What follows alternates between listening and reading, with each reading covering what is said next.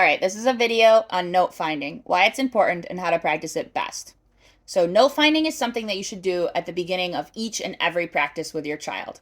It only takes about 10 to 30 seconds, and it will help prepare them for sight reading, help them find notes more quickly, and will help them with ear training. So, the first note that your child learns is D. It's the one between the black keys. And you should ask them at the beginning of every practice, right from their very first lesson, to play all the D's.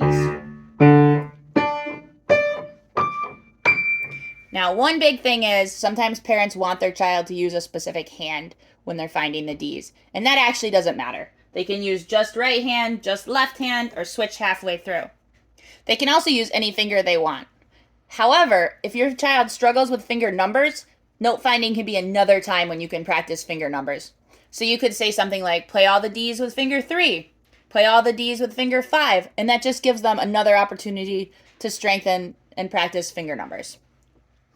Once your child knows more than one note, G is usually the next one we add, the one to the left in the 3 black keys. You should tell them, play all the D's, play all the G's. I always do it in the same order during lessons, and that's just so I don't get mixed up and waste time asking them to do notes they've already done. But when you practice it, you can do it in any order, and it's okay if you tell them the same note, even twice in a row. It's kind of like trying to trick them and make sure they're paying attention. So you could say, find all the D's, and your child does that, and then you could say, find all the G's, and then you could say, find all the G's, and see if they are paying attention and are able to find the G's. So when you practice, you should definitely do it out of order, especially when they know more notes.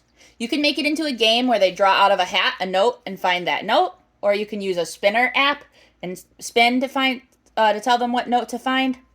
You can make it fun in any number of ways, or you can just tell them as fast as you can, play all the B's, play all the G's, play all the A's. So you should try to do it out of order when you practice.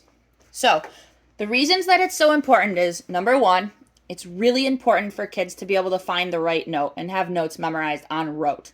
So a lot of teachers teach kids to count up from A, and I do not like doing that, and I do not do that, and I try to discourage parents from doing that. And here's why. Say I'm teaching your kid to play cuckoo, and I say, we're going to start on G, and they have to count A, B, C, D, E, F, G, and I see kids do this during lessons, and then they play a G.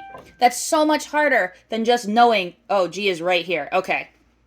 So I really encourage parents to spend the 10 to 30 seconds a day doing note finding instead of leaving their kids to count up from a starting note. It's just so much easier to know it en rote. So knowing the notes is the number one reason we do this. The number 2 reason is ear training. It's really nice for kids to know, okay, this is what D sounds like. This is what G sounds like. The number 3 reason is the better they know their notes, the better they're going to be at sight reading. So through all of book 1, we do note finding, and then in book 2, we start sight reading. So your child will be an amazing sight reader if they already know all the notes memorized en rote super quickly. If they have to count up or think, that adds so much time because then they have to look at the note on the page and think, okay, that's a G now. Where's G? Versus seeing a G and going, oh, that's G. Another way you can help your child with this is when you guys are learning a song, instead of pointing to what note they should play next, tell them the name. So say you're learning Lightly Row with your child. You're going to tell them, play E next. And yes, that is going to be very hard and frustrating at first. It's going to take your child a while to process, okay, what's E? How do I play E? And it's going to be really tempting to point with your finger and say, this one, come on. Or like that. However, over time, it will become easier because instead of pointing and you doing all the work, you'll be able to say E, and your child will kind of immediately play E. So it's something that is really hard and frustrating at the beginning for parents to do and gets much easier. It is actually one difference I've noticed teaching remote.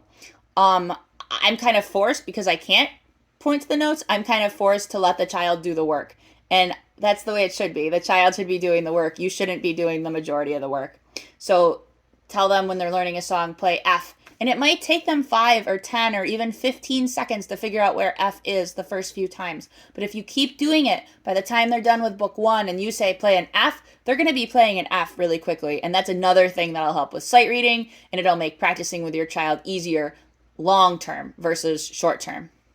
So, for many reasons, it's really important that you practice finding notes with them at the beginning of each and every practice during book 1.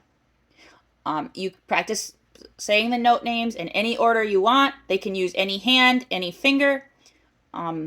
Just make sure that you're doing it, because it's very important for their rote note finding, for ear training, and for sight reading. Let me know if you have any questions.